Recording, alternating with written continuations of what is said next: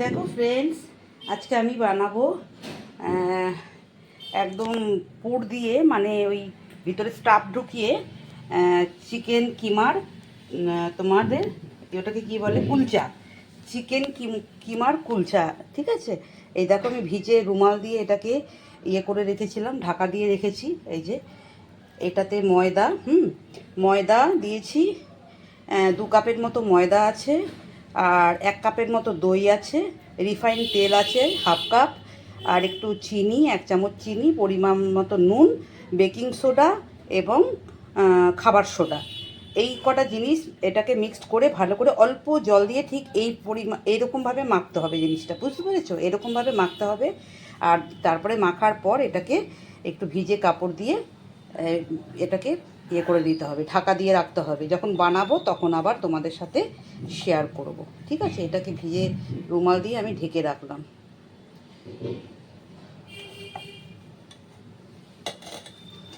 আচ্ছা, তারপরে এটাকে একটা বাটি দিয়ে এটাকে ঢেকে রাখলাম।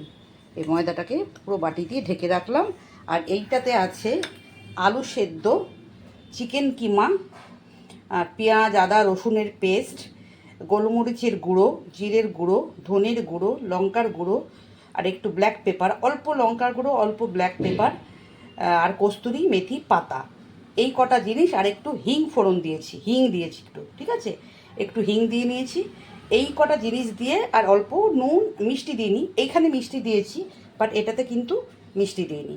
তো এইটা দিয়ে পুরটাকে বানিয়ে নিয়েছি। দেখো পুরটা হয়েছে ঠিক এরকম। এই যে এর মধ্যে চিকেন কিমাও আছে। এটা স্টাফটা ভেতরে ঢুকিয়ে তারপরে আমি কুলচাটা বানাবো।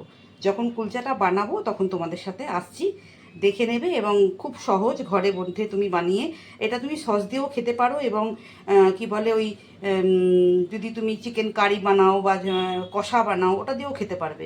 আর এটা শুধুও খাওয়া যাবে, কারণ এর ভিতরে চিকেন অলরেডি দেওয়া আছে। তো এটা তুমি সস দিয়ে খেয়ে নিতে পারবে। তো আমি আজকে আর চিকেন বানাইনি, মানে চিকেন যেটা এর সাথে খাওয়ার জন্য করিনি, একদম চিকেনটা এর মধ্যেই দিয়ে দিয়েছি, কিমাটা। তো এটাও সস দিয়ে খেয়ে নিতে পারবে। তো যাই হোক, এটা আমি তোমাদের সাথে শেয়ার করলাম এই রেসিপিটা। ভালো লাগলে তোমরা, এখনও করিনি বাট আমি বানাই, যখন বানাবো তখন। এখন তো আমি এটাকে রেস্টে দিয়েছি, রেস্ট পাক, এটাকে অনেকটা ফুলে উঠবে, বুঝেছো? কারণ যেহেতু বেকিং সোডা দিয়েছি আর তোমার খাবার সোডা দিয়েছি, তাতে করে জিনিসটা আরও ফ্লাপি হয়ে যাবে। তখন আমি এটা বানাবো, এবং যখন বানাবো তখন তোমাদের সাথে শেয়ার করব, ঠিক আছে? চলো দেখতে থাকো। দেখো ফ্রেন্ডস, এই দুটোর মধ্যে ভরা হয়ে গেছে। এই দুটোর মধ্যে এই যে দেখো ইয়ে রয়েছে, এই যে। আর এই দুটোতে ভরবো এইভাবে, ইয়ে করে নেবে একটু, এরকমভাবে, এরকমভাবে একটু খোল করে নেবে, মানে বাটির মতো করে সেভ করে নিতে হবে। করে এখানে পুরটা দিয়ে দেবে, ঠিক আছে। চলো আমি বানিয়ে নিই, তারপরে তোমাদের দেখাচ্ছি আবার।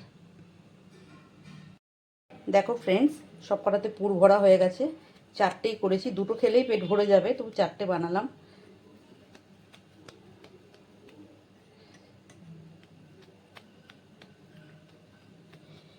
এইভাবে এগুলোকে ভালো করে ইয়ে করে নিলাম, গোল করে নিলাম। এরপরে বেলবো, বেলে তারপরে তোমাদেরকে দেখাচ্ছি, দাঁড়াও। দেখো ফ্রেন্ডস, আমার এগুলো বানানো হয়ে গেছে, বেলে নিলাম। এইভাবে বেলে নেবে, দেখো, দেখেছো?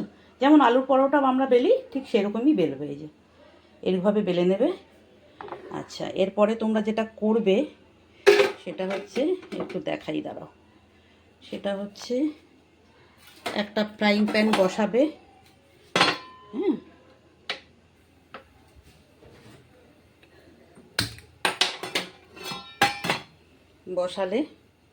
বসানোর পর একটু জল দেবে।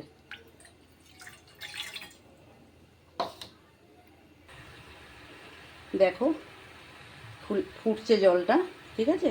এরপরে আমি এটা দিয়ে দেবো, ঠিক আছে। এই জলে দিয়ে দেবো, দেখো কি হয়। এরপরে আমি এটাকে ঢেকে দেব।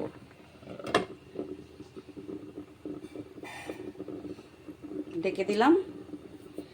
এবার এটা হবে, জলটা যতক্ষণ থাকবে ততক্ষণে এটা ফুলে যাবে। ওইটুকু জল দেবে, অল্প জল, বেশি জল দিতে হবে না কিন্তু, অল্প জল দেবে। এটা কতটা ফুলে আমি তোমাদের সেটা দেখাচ্ছি, দাঁড়াও।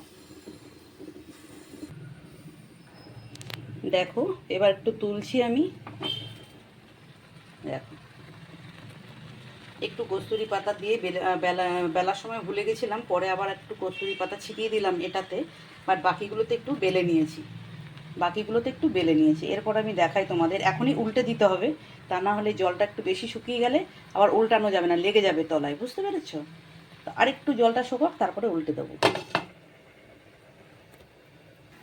দেখো ফ্রেন্ডস, একটু লেগে গেছে। হ্যাঁ, এই দেখো এই জায়গাটার জলটাটা একটু বেরিয়ে গেছে, হয়তো পরেরটা আর হবে না। তো চলো এই জলটাকেও শুকিয়ে যাবে, ততক্ষণে আমি একটু এটার উপরে ঘি ব্রাশ করে দিই। হ্যাঁ, একটু ঘি ব্রাশ করে দিলাম।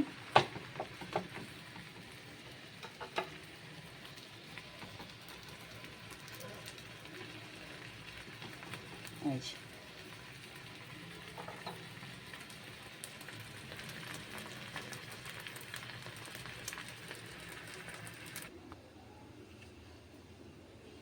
দেখো ফ্রেন্ডস, একটা উঠিয়েছি, এই যে একটা উঠিয়েছি, আর সেকেন্ডটা এই যে দিয়েছি, সেকেন্ডটা এর মধ্যে চলে গেছে। এখন এটা বাবলস মতো উঠে স্টিমটা উপরের পোর্শনটাতে স্টিমটা যাবে, বুঝতে পেরেছো? অল্প জল দিতে হবে, নিচেরটা একরকমভাবে সেদ্ধ হবে আর উপরের স্টিমটা দিয়ে একরকম উপরটা হবে। তো চলো আবার দেখাই, চারটে ভেজে নিই, ঠিক আছে?